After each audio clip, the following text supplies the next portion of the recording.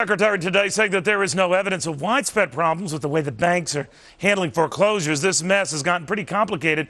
But you know what, folks? It is very simple. Banks either foreclose or they forget. That's what it comes down to. Now, Washington is pushing them to forget. Now, I want to be clear. When they forgive, here's what they do. They decrease the loan balance by force. When they do, let's say a $300,000 loan is slashed to $200,000, maybe even $100,000. Maybe in some cases entirely forgiven. So missing payments can pay off. Now, Anastasia Przybylski says those lobbying for folks like her, where are they? It's a good point, Anastasia. Who's lobbying for you? The ones paying their bills. Well, here we go. I mean, a few years ago when we bought our house, we were offered, $1,500 to $2,000 more than we could possibly afford. And my husband and I looked at that and said, there's no way we could afford that.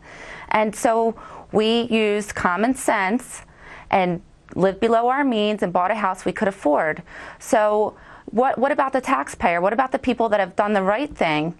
And now, we don't benefit from any of these programs. They say you do, that is the administration and the leaders in Congress, Anastasia, because it will prevent loan values or mortgages to collapse anymore, homes to collapse anymore in value. What do you say? Well, what about my parents who 2 years ago, after a lot of hard work, paid off their house? I brought my children there and we watched them, we took pictures of them mailing in their last payment. That's what this country used to be about. There used to be mortgage burning parties in this country where people would celebrate paying off their homes. So what about my parents who have done the right thing and haven't gotten any bailouts? Should they not have paid off their home? Well, Anastasia, there are mortgage burning parties going on today, but the mortgages were never paid off. How do you feel about then all these bailouts and rescues? Obviously for some who did get in legitimate trouble, maybe beyond their control, but clearly in the numbers we're looking at, can't be all of those. Do you resent it? Well, what I'm concerned about is as people see that they can get a bailout if they don't pay their bills, is that going to incentivize populations of people to then say, hey, you know what, I'm not going to pay my bills, and the government's going to come in and bail me out. So that is anti-American in the way that I was brought up.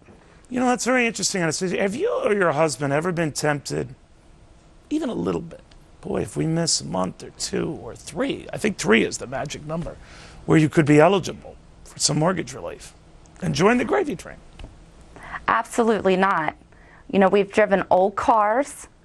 We have lived below our means. I mean, we haven't gone out on a shopping spree and had the latest purses and all the latest gadgets for our kids and then ran up credit card debt and then took out and used our house as an ATM. I'm sorry, but I don't think it's fair for people that did that to then get their debt written down.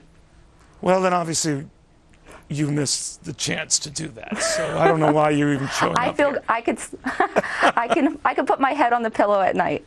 You're remarkable, and people like you don't get enough praise. I mean, we're focused on the so-called victims, but not the folks paying the bills. Anastasia, I think we're the taxpayer. Yeah. Thank you very much. Very good to have you on. Thank you very much. You too. She's part of that quiet majority, by the way, folks. Now the FBI is reportedly investigating this whole